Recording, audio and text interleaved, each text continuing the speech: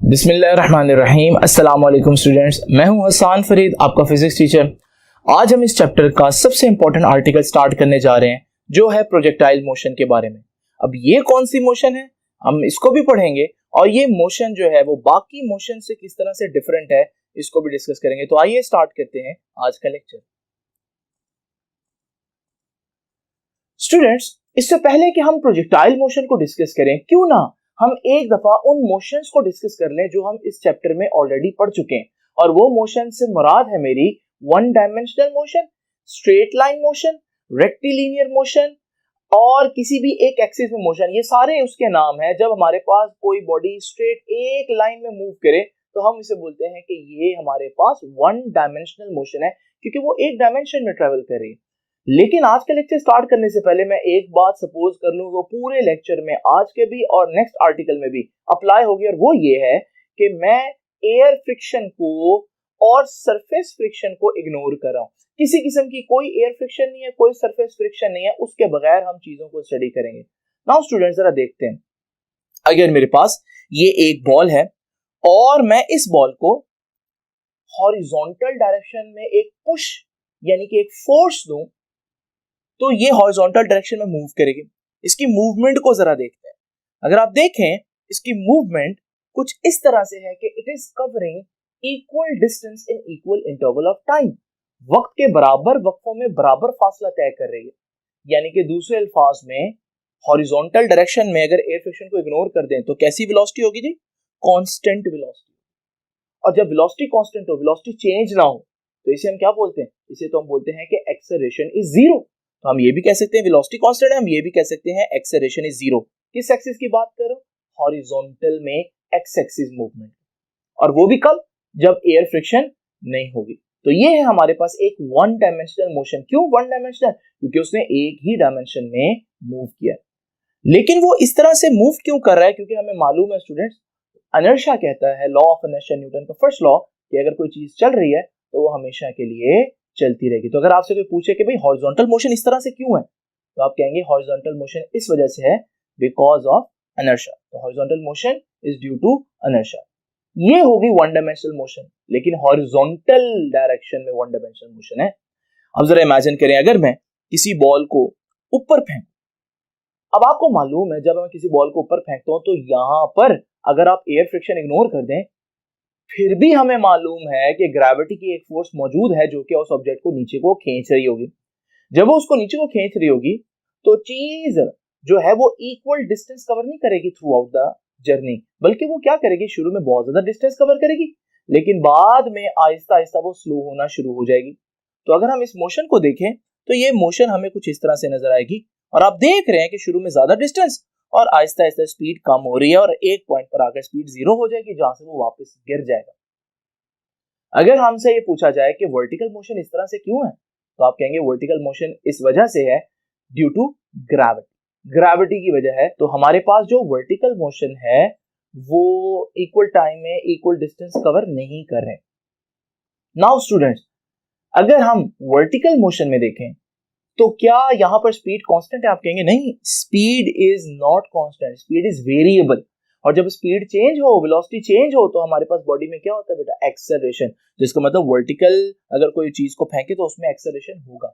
ये दोनों one dimensional motion है, लेकिन इन दोनों में फर्क क्या है? हॉरिजॉन्टल मोशन जो है वो कांस्टेंट स्पीड मोशन है, यानी कि नो एक्सेलरेशन, जबकि जो वर्टिकल हमारे पास मोशन है उसमें हमारे पास एक्सेलरेशन होता है। बहरहाल एक्सेलरेशन हो या ना हो, ये हमारे पास एक वन डायमेंशनल मोशन है। इन सारी बातों को जो मैंने अभी आपके सामने लिखी हैं, इनको बहुत अच्छे तरीके से अपने नोटबुक में नोट कर लें, क्योंकि ये आगे आपके काम आने वाली है।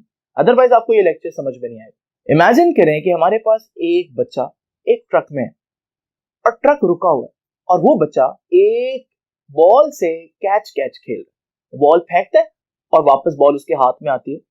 सपोज करें बॉल वापस उसके हाथ में आती है 5 सेकंड के बाद। आप लोगों ने भी ऐसा किया होगा।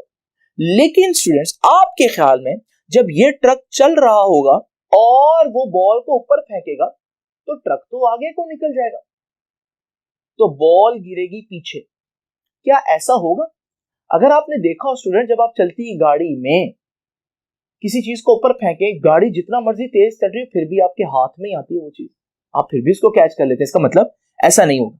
असल में क्या होगा कि जब वो उस बॉल को ऊपर फेंकेगा, वो बॉल 5 सेकंड के बाद उसके हाथ में आएगी, लेकिन हमारे पास अब वो ट्रक उस जगह पर मौजूद नहीं होगा जहां पर वो पहले मौजूद था। इसका मतलब ये हुआ कि जब बॉल वर्टिकल जा रही थी, ट्रक हॉरिजॉन्टल जा रहा था, तो बॉल की वर्टिकल मोशन को ट्रक के हॉरिजॉन्टल डायरेक्शन में जाने से कोई किसी किस्म का फर्क नहीं पड़ा। अगर आप ध्यान से देखेंगे तो हर लम्हे जो बॉल है वो उस बच्चे के बिल्कुल ऊपर ही मौजूद रही, हालांकि ट्रक हॉरिजॉन्टल डायरेक्शन में जा रहा था। अगर आप ओवरऑल मोशन देखेंगे, क्या आप ये कहेंगे बॉल ने वर्टिकल मोशन की? क्या आप ये कहेंगे बॉल ने सिर्फ हॉरिजॉन्टल मोशन की?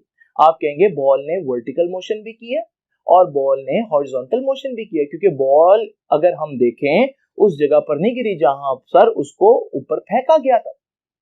यानी कि ये एक ऐसी मोशन है जो वन डायमेंशनल नहीं है बल्कि टू डायमेंशनल मोशन है।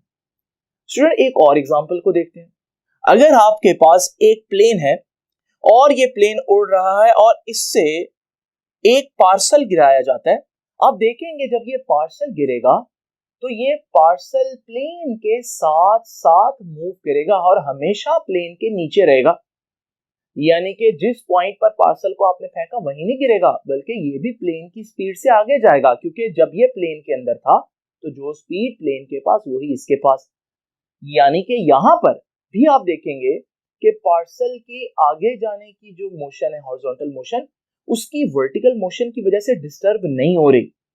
यानी कि हम कह सकते हैं कि यहां पर जो ऑब्जेक्ट है वो भी टू डायमेंशनल मोशन में है। आप पहली वाली एग्जांपल देखें या दूसरी वाली एग्जांपल देखें, दोनों में आप ये बात पर एग्री करेंगे कि बॉडी जो है वो दो डायमेंशंस में मूव कर रही है, यानी कि ये टू डायमेंशनल मोशन हुई। और टू डायमेंशनल में एक हॉरिजॉन्टल डायमेंशन है, एक वर्टिकल डायमेंशन है, लेकिन हॉरिजॉन्टल डायमेंशन में मैंने आपको बताया था ना एक्सेलरेशन नहीं होगा। वर्टिकल डायरेक्शन में एक्सेलरेशन होगा और वो भी किस वजह से होगा? Due to gravity. स्टूडेंट्स बच्चे यहाँ पर बहुत ज्यादा परेशान होते हैं और उनको ये बात समझ में नहीं आती कि ये टू डायमेंशनल मोशन क्या है। लेकिन अगर ये जो सेंटेंस मैं बोलने जा रहा हूँ आप इसको अच्छी तरह से सोच लें, और जब भी आपको प्रोजेक्टाइल के बारे में इमेजिन करने को कहा जाए आप ये सेंटेंस जहन में रखें तो आपकी लाइफ आसान हो जाएगी। वो सेंटेंस क्या है? वो सेंटेंस ये है कि बजाय आप ये कहें कि projectile is two dimensional motion, आप कहें a projectile consist of two one dimensional motion. यानी प्रोजेक्टाइल के अंदर दो मोशंस हैं, लेकिन अगर आप दोनों को अलग अलग अकेले अकेले देखो तो वो तो वही मोशन है जो इस चैप्टर में हम पढ़ चुके हैं, हॉरिजॉन्टल डायरेक्शन में और वर्टिकल डायरेक्शन में। लेकिन ये कॉन्सेप्ट आने के बाद आप इसको किस तरह से लिखेंगे पेपर के लिए, आइए अब जरा वो देखते हैं। तो स्टूडेंट्स हमने देखा अभी कि प्रोजेक्टाइल मोशन जो है वो एक ऐसी मोशन है जिसमें ऑब्जेक्ट दो डायमेंशंस में यानी कि दो एक्सिस में मूव करता है, हॉरिजॉन्टल भी और वर्टिकल भी। और हमने ये भी देखा कि हॉरिजॉन्टल मोशन वर्टिकल मोशन को डिस्टर्ब नहीं करेगी, वर्टिकल मोशन हॉरिजॉन्टल मोशन को डिस्टर्ब नहीं करेगा। वर्टिकल मोशन को पता ही नहीं होगा कि भाई बॉडी हॉरिजॉन्टल डायरेक्शन में भी जा रही है, हॉरिजॉन्टल मोशन को पता भी नहीं होगा कि बॉडी वर्टिकल डायरेक्शन में जा रही है। ये दो इंडिपेंडेंट मोशंस हैं। नाउ स्टूडेंट्स प्रोजेक्टाइल मोशन को डिफाइन कैसे करेंगे? Projectile motion is a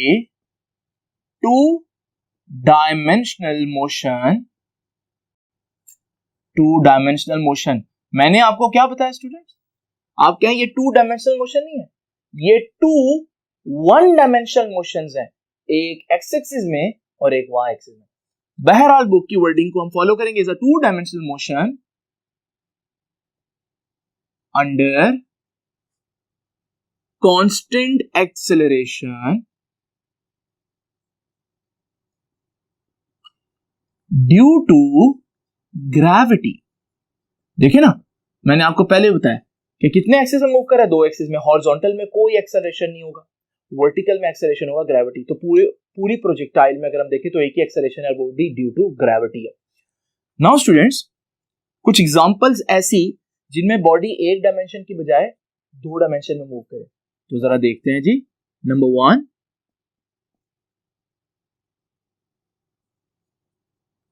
when a football is kicked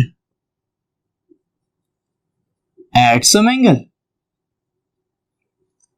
जब आप किसी भी फुटबॉल को किक करें तो हमारे पास जो किसी एंगल पर किक करें तो हमारे पास वो कुछ इस तरह की मोशन करेगा। अब ये जो हमारे पास मोशन है ये भी एक टू डायमेंशनल मोशन है। फुटबॉल आगे भी जा रहा है, फुटबॉल ऊपर भी जा रहा है, वाई एक्सिस में भी और एक्स एक्सिस में भी। इसी तरह हमारे पास एक और एग्जांपल मिजिल्स है। आपको मालूम है कि जब मिजिल्स फायर किए जाएं तो मिजिल्स एक जगह से दूसरी जगह जब जाकर गिरते हैं तो वो भी हमारे पास क्या है, एक टू डायमेंशनल मोशन है।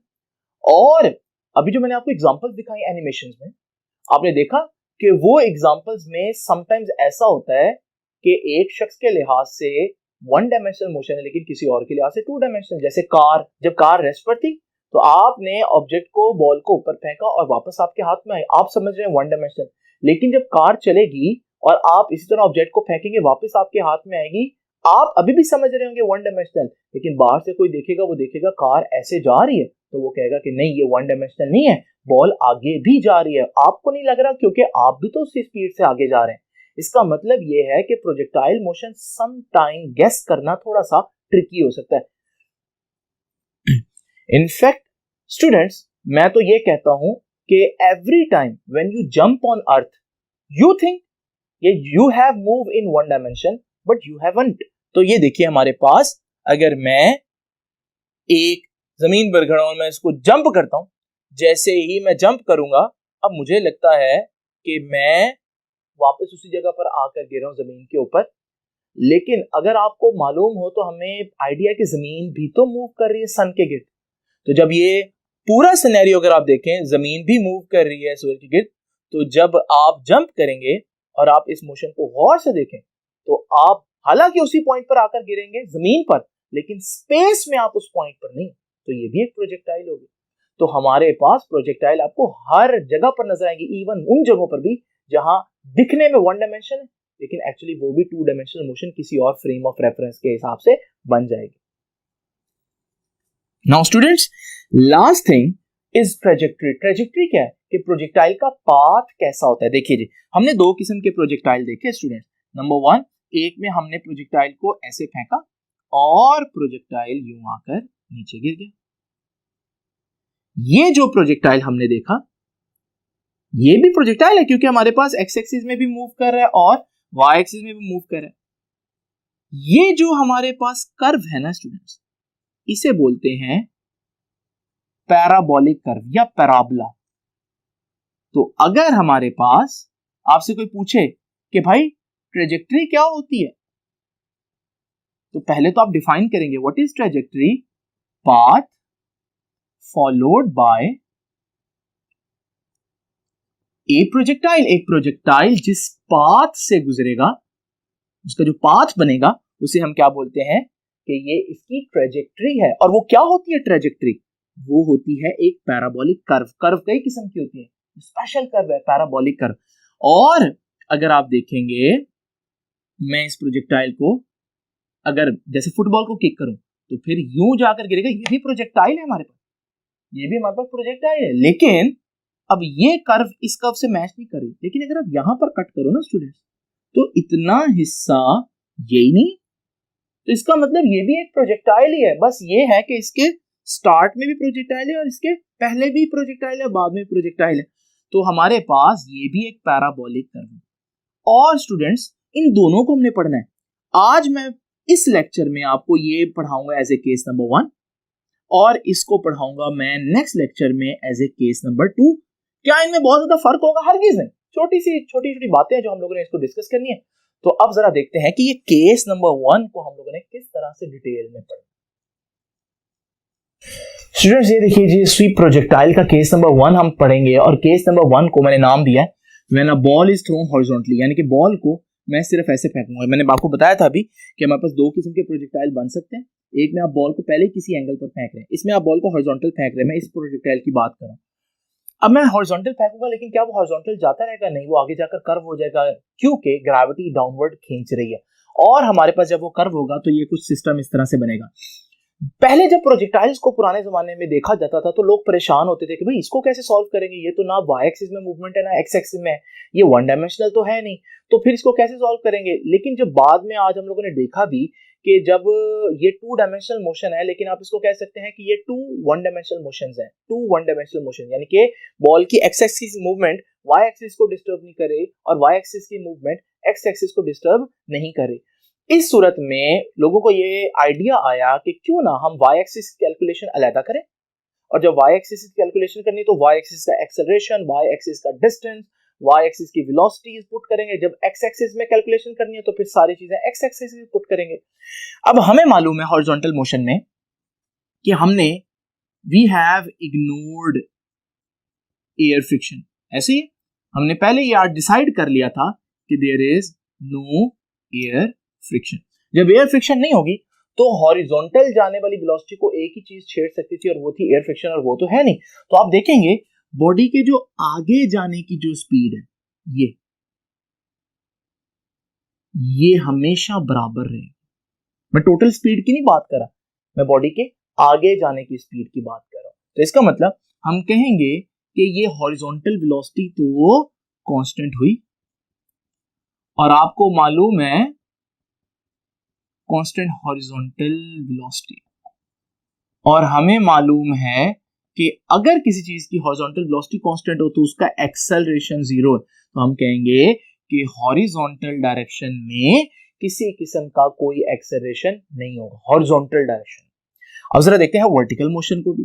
वर्टिकल मोशन नीचे आने की मोशन। देखो नीचे जब मैंने ऑब्जेक्ट को फेंका था उस वक्त ऑब्जेक्ट को मैंने सीधा फेंका, यानी कि ऑब्जेक्ट के इनिशियली नीचे आने की कोई स्पीड नहीं है, वो आगे जाकर नीचे आया लेकिन इनिशियली उसके नीचे आने की कोई स्पीड नहीं है। तो मैं कह सकता हूं कि वर्टिकल मोशन में इनिशियल वर्टिकल वेलोसिटी जीरो है। आप देख रहे हैं कोई नीचे आने की स्पीड नहीं, बाद में बनी, और फिर जो बाद में स्पीड है नीचे आने की वर्टिकल मोशन की, वो आहिस्ता आहिस्ता स्पीड बढ़ रही है। क्यों बढ़ रही है? क्योंकि ग्रेविटी है, ग्रेविटी जो है वो एक्सेलरेट करती है ऑब्जेक्ट्स को अपनी तरफ। इसका मतलब क्या वर्टिकल मोशन में एक्सेलरेशन है? तो आप कहेंगे यस, वर्टिकल मोशन में एक्सेलरेशन है, और कितना है? जितना ग्रेविटेशनल एक्सेलरेशन होता है स्टूडेंट। ये सारी बातें आपने लिखनी है स्टूडेंट्स, और आपने बुक का जो पहला पैराग्राफ है उसको लिखना है। अब मुझे आज दो चीजें कैलकुलेट करनी है। नंबर वन, प्रोजेक्टाइल कितना नीचे गिरेगा, वर्टिकल डिस्टेंस कितना कवर किया। नंबर टू, प्रोजेक्टाइल जहां गिरेगा वहां से हॉरिजॉन्टल कितना दूर होगा, यानी कि हॉरिजॉन्टल डिस्टेंस x। तो दो चीजें फाइंड आउट करनी है, हॉरिजॉन्टल डिस्टेंस x और वर्टिकल डिस्टेंस y। बहुत आसान है। जब आपने हॉरिजॉन्टल डिस्टेंस फाइंड आउट करना है आपने वही वन डायमेंशन की इक्वेशंस लगानी है, लेकिन सारे पैरामीटर्स जो हैं, सारे वेरिएबल्स आपने हॉरिजॉन्टल के पुट करने हैं। हमें मालूम है स्टूडेंट्स कि s is equal to VIT plus half AT square, ये तो पढ़ा हम लोगों ने। लेकिन हम कौन सा डिस्टेंस निकाल रहे हैं? हॉरिजॉन्टल। तो डिस्टेंस भी हॉरिजॉन्टल, उसकी वेलोसिटीज भी हॉरिजॉन्टल और एक्सेलरेशन भी हॉरिजॉन्टल। नाउ स्टूडेंट्स बड़ी आसान बात है, हमें मालूम है डिस्टेंस हॉरिजॉन्टल में तो x है, VIX इनिशियल वर्टिकल वेलोसिटी वो तो थी हॉरिजॉन्टल में, ये है initial vertical, into t plus half AX। अब AX क्या है? हॉरिजॉन्टल डायरेक्शन में एक्सेलरेशन, हॉरिजॉन्टल में जाने की जो स्पीड है वो कांस्टेंट है, उसमें कोई एक्सेलरेशन नहीं है। ये एक्सेलरेशन स्टूडेंट जीरो हो जाएगा। जब ये एक्सेलरेशन जीरो हो जाएगा, ये सारी टर्म जीरो हो जाएगी। तो हमारे पास यहीं पर मैं फाइनल फार्मूला लिख देता हूं कि x is equal to VIX into t। आपके पास हॉरिजॉन्टल स्पीड हो और आप टाइम से मल्टीप्लाई कर दो, आपके पास कितना आगे जाकर गिरेगा प्रोजेक्टाइल, प्रोजेक्टाइल की रेंज क्या होगी ये पता चल जाएगा। अब जरा देखते हैं प्रोजेक्टाइल जो है वो वर्टिकली कितना नीचे आएगा। ये देखिए स्टूडेंट्स, हम फिर से यही फार्मूला लगाएंगे, कोई नया फार्मूला नहीं। लेकिन जब वर्टिकल के लिए कैलकुलेशन करनी है तो हमने सारी चीजें जो हैं वो वर्टिकल वाली निकालनी, बस ये हम लोगों ने ध्यान रखना। लो जी स्टूडेंट्स, ये देखिए, क्योंकि वर्टिकल डिस्टेंस की बात कर रहे हैं, ये भी वर्टिकल, ये भी वर्टिकल और ये भी वर्टिकल। अब हमें मालूम है इनिशियल वर्टिकल, इनिशियली तो मैंने फेंका ही हॉरिजॉन्टल में, तो इनिशियल तो वर्टिकल थी ही नहीं, तो इनिशियल वर्टिकल यहां पे मैंने लिखा है, कितनी है? 0। और हमारे पास डिस्टेंस y एक्सिस में, वो तो मैंने उसको y का नाम दिया, तो y इज इक्वल टू ये 0 हो जाएगा। और क्या रह जाएगा, हाफ ए वाई वर्टिकल में एक्सेलरेशन तो ग्रेविटी का है, तो half G T square. Now students, ये हमारे पास दो फॉर्मूले आ गए, हाफ जी टी स्क्वायर। बस इतनी सी बात थी और यही आपका केस नंबर 1 जो है कंप्लीट हो गया। स्टूडेंट्स, इस इक्वेशन को देखकर शायद आप लोगों को बड़ा नॉर्मल फील हो, लेकिन इस इक्वेशन को देखकर मुझे बड़ा एक शॉक लगा और मैं बताता हूं कि एक्चुअली वो शॉक क्या है। ये देखिए, अगर मेरे पास एक ऑब्जेक्ट नीचे गिर रहा स्टूडेंट, इस पर अगर मैं यही इक्वेशन अप्लाई करूं, s is equal to V I T plus half A T square, आपने पढ़ी भी पहले इक्वेशन। आपको मालूम है जब वो ऑब्जेक्ट नीचे आ रहा है, जब मेरे हाथ से उसने लीव किया उस वक्त उसकी वेलोसिटी थी 0। जब मैं इधर भी वेलोसिटी 0 को पुट करूंगा तो हमारे पास इक्वेशन क्या आएगी, हाफ और एक्सेलरेशन नीचे आते हुए g का होता है तो टी स्क्वायर। अब हाफ जी टी स्क्वायर ये किसका है, किसके लिए है? ये ऐसी चीज जो बिल्कुल कहां आ रही हो, फ्रीली फॉल कर रही हो, नीचे गिर रही हो, बस प्रोजेक्टाइल नहीं है ये, वन डायमेंशनल मोशन, वही इक्वेशन। और यहां पर भी वही इक्वेशन आई, और ये जो इक्वेशन आई है ये आप देखेंगे तो ये प्रोजेक्टाइल के लिए। इसका मतलब अगर आप यहां T1 पुट करते हैं और आप यहां भी T1 पुट करते हैं तो आपका आंसर तो सेम आएगा। इसका मतलब 1 सेकंड के बाद अगर चीज सीधा नीचे आ रही है वो भी उसी पॉइंट पर पहुंचेगी, और अगर प्रोजेक्टाइल